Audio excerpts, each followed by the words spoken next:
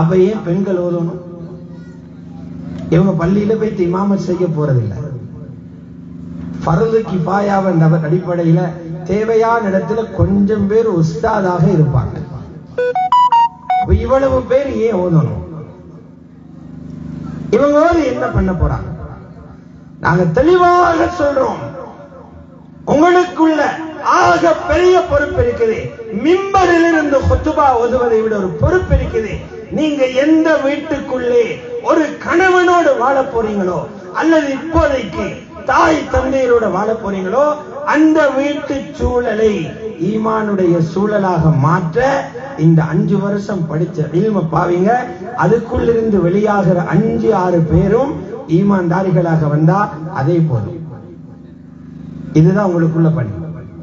உங்களோட வீட்டு சூழலை துனியாவுடைய பாவமான சூழலில் இருந்து பிரட்டி ஈமானுடைய சூழலாக மாற்றுங்க.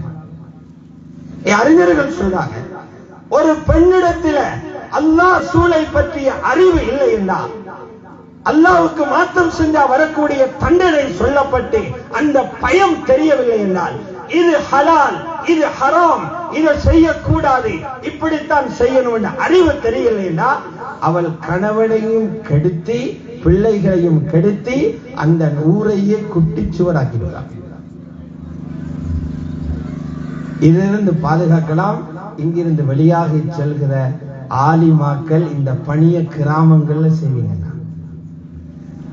இன்னொரு 10-20 வருஷத்துல இதோட ரிசல்ட்டை பார்க்கலாம். ஒவ்வொரு வீடுகள் இருந்தும் அல்லாஹ்வுடைய நேசர்கள் வெளியாகுவாங்க. அல்லாஹ்வுடைய நேசர்கள்.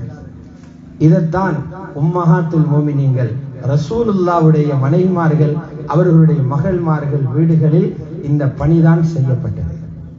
அதுக்குத்தான் இவர்கள் பழக்கப்பட்டிருக்கிறார்கள். ஆகவே அல்லாஹ் ஜல்ல ஜலாலுஹு இந்த உயர்ந்த பணியை செய்வதற்காக ஆரம்பிக்கப்பட்டிருக்கும் இந்த மதரசாவின் சேவைகளை கபூல் செய்வானாக.